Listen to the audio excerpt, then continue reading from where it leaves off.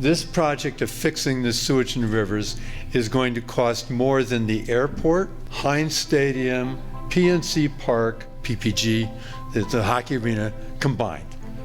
So this is going to be big. Air pollution has a lot of health risks associated with it. Everything from your nervous system to your cardiovascular system, respiratory, of course. Everyone thinks about the connection between air pollution and asthma or lung cancer. Pittsburgh does have an older housing stock, which means that many of our homes and children are at risk from lead poisoning. The decision to put lead into our pipes running from the main into our homes and in our homes, in the faucets and the fixtures and the interior plumbing in our homes was not a mistake.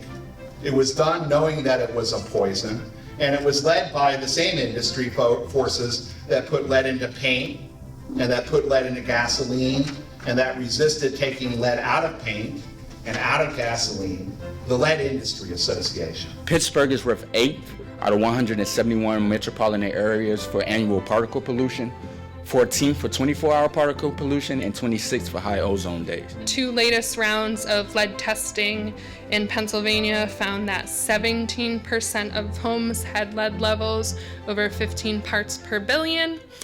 Some homes had lead levels as high as 75 parts per billion. There are studies now looking at air pollution and dementia, air pollution and autism, air pollution and bladder cancer. So it's much broader than just your lungs. You know, we look at the oversight and we think, great, the DEP is protecting us, and I've heard that more times than I can count.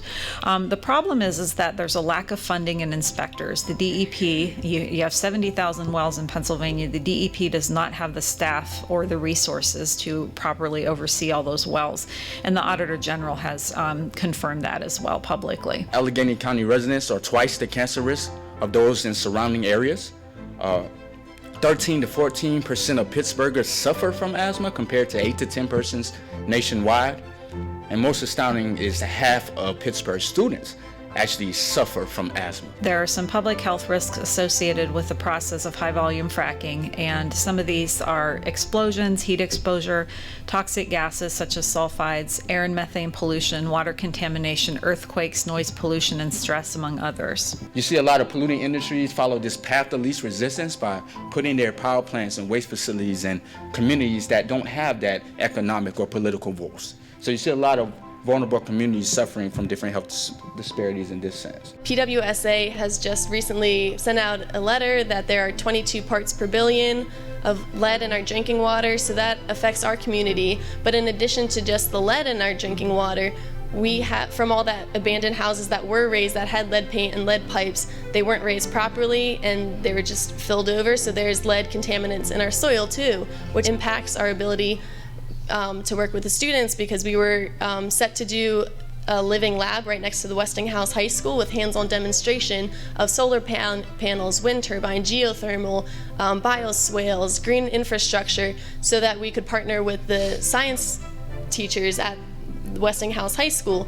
But in the initial testing for the soil testing, before we got started on that project, it came back with 10 times the allowable limits of lead. So it was recommended that kids shouldn't even be walking on this, like people shouldn't even be walking on this piece of land, let alone it's right by a school, let alone all the other barriers that you have heard me mention. If one looks at the amount of VOCs or the amount of NO2 that comes out of a standard automobile, which we know is a large contributor to ozone production. For example, in Southern California, in Los Angeles, ozone is primarily driven by that large amount of motor vehicle exhaust that's being produced. That one ethane cracker would equal about the amount of VOCs and the amount of NO2 that's released by about 36,000 automobiles driving 12,000 miles a year. That would represent about a 25% increase in the current motor vehicle traffic of Beaver County. We're seeing stress, ubiquitous, across the board. Almost every single one of our clients is reporting anxiety and stress.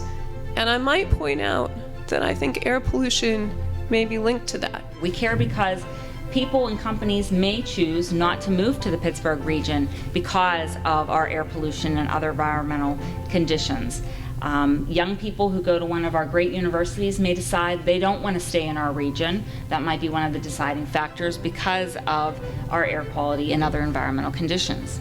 So the way we market to different corporations is a lot of your spending is dominated by healthcare, health insurance, and employee salaries. So by increasing or improving your air quality, you have your employees working at a higher efficiency, but also healthy and improving their overall quality of life. The mission of ROC is to reduce the impact of exterior environmental pollution, improve healthy and energy efficient buildings, basically anywhere where we live, work, and play. As we're starting to understand environmental health issues more, and I think in the context of some of these EJ communities, we're starting to see that there's evidence that supports that certain things that, we looked at lead early on for years and have looked at it from an IQ perspective, but now people are starting to see behavioral connections. So I think as you start to understand these environmental health triggers, you see that maybe it could be related to crime also. There's a big push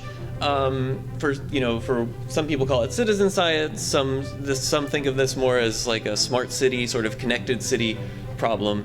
But the idea is that there's a lot of effort out there to expand how much people know about sort of their specific exposure. The whole idea of citizen science is to use the collective insight, ears, wisdom, time, perspective of a number of people in order to collaborate, share, and that way have better impact than if you just had many fewer pieces of equipment or much more expensive projects. I think a revolution is occurring in public health as we know it.